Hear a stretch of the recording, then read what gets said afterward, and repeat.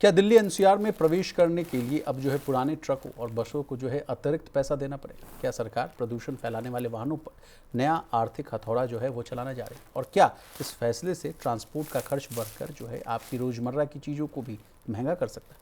असल में सरकार एक नई जो है ग्रीन चार्ज पर विचार कर रही है, जिसका मकसद जो है पुराने और ज़्यादा धुआं यानी प्रदूषण छोड़ने वाले वाहनों को एनसीआर की सीमाओं से दूर रखना है। आखिर ये ग्रीन चार्ज क्या है, किन वाहनों पर लागू हो सकता है और इसका असर आम लोगों से लेकर ट्रांसपोर्ट कारोबार तक कैसे पड़ेगा, प्रवीण सर से समझने की कोशिश करते हैं। सर, एक और आफत आ गई गाड़ियों को लेकर। नहीं, लेकिन अभी ये कमर्शियल व्हीकल्स और ख़ास तौर पर जो बस और ट्रक हैं जी, उनके जो दिल्ली एनसीआर का जो रीजन है पूरा, उसमें दाखिल होने पर उन पर नया एक ग्रीन चार्ज लगाने की बात कही जा रही है। जी, इसको अक्टूबर नवंबर से जो पॉल्यूशन का पीक सीजन होता है तब से लागू करने की बात है। और जो ईस्टर्न और वेस्टर्न पेरिफेरल का जो बीच का जो कोड इलाका है एनसीआर जिसको बोलते हैं। उसमें घुसने पर आपको आपकी गाड़ी को ये पैसे देने होंगे।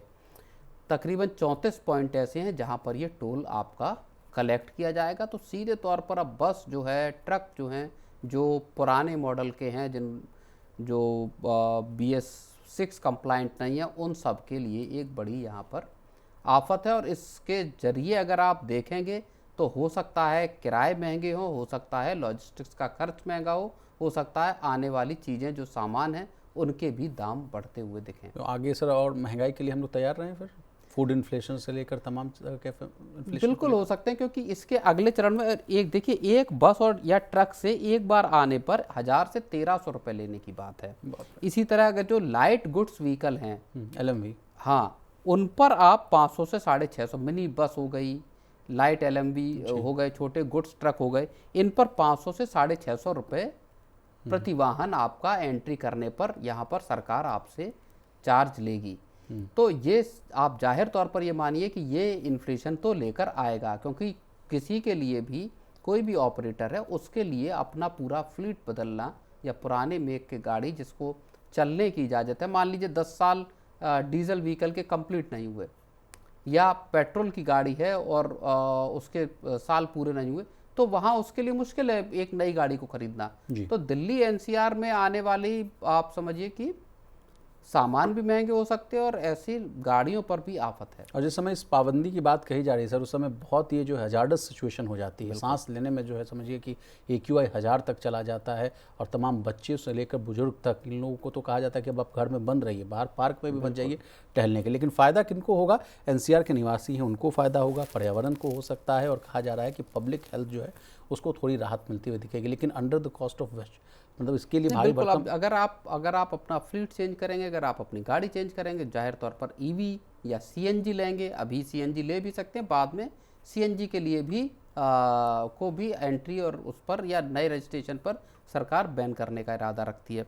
तो EV जो हैं, सीधे तौर पर आप देखिए, उनको एक बड़ा यहाँ पर फ़ायदा होगा। EV बसेस, EV ट्रक्स जो आएंगे, उनके लिए यहाँ पर एक बड़ी अपॉर्चुनिटी पैदा हो सकती है। जब भी हम आपसे जो है कार को लेकर या तमाम जो है व्हीकल्स को लेकर स्टोरीज समझते हैं, आप कहते हैं कि सरकारी लेवल पर विशाल बहुत जो है कन्फ्यूजन है, लोगों में भी कन्फ्यूजन है कि कौन सी गाड़ी लें, कौन सी गाड़ी ना लें।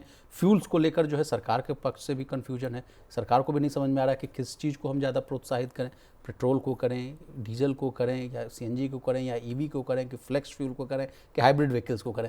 तो सर, इन तमाम कन्फ्यूजन का रास्ता क्या है? बहुत सारी चीज़ें जो सरकार नहीं कर रही या कर सकती, उसमें अब आप देखिए कि दिल्ली की आबादी, अगर दिल्ली की बता रहा हूँ, 2.25 करोड़ के आसपास का दिल्ली की आबादी का आंकड़ा है।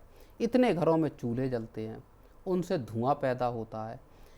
आप स्लम्स की तरफ निकल जाइए, दिल्ली के आउटर इलाकों में निकल कर चले जाइए, आप जितने भी हैं, जहाँ स्लम ड्वेलर्स रहते हैं, वहाँ आप देखिए कहीं टायर जल रहे हैं। सर्दियों की बात बता रहा हूँ, जब पीक पर आपका ये पॉल्यूशन होता है, टायर जलाए जा रहे हैं ताकि हाथ वो किए जा सकें, या कॉपर निकालने के लिए और उसका लोहा निकालने के लिए टायर जलाए जाते हैं, पॉलीथिन जलाई जाती हैं। इनका एनफोर्समेंट आप कैसे करेंगे?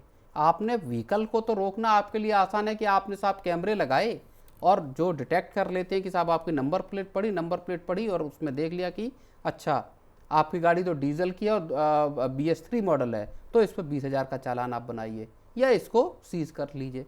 लेकिन जो चीज़ें इसके बाहर की हैं, कितने पेड़ दिल्ली में लगाए जाते हैं, कितनी अनऑर्गेनाइज्ड कॉलोनीज़ हैं जो आपने बनने दी, बन गई हैं, अब उन्हें हटाई नहीं जा सकती। तो पॉल्यूशन को अगर आप सिंगल हैंडेडली केवल और केवल व्हीकलर जो एमिशन कसूरवार है मानेंगे। उसको आप मानकर चल रहे हैं, तो बाकी बहुत बड़े पैमाने पर पॉल्यूशन है जिसको ख़त्म किए बगैर कोई परमानेंट सॉल्यूशन निकलेगा नहीं।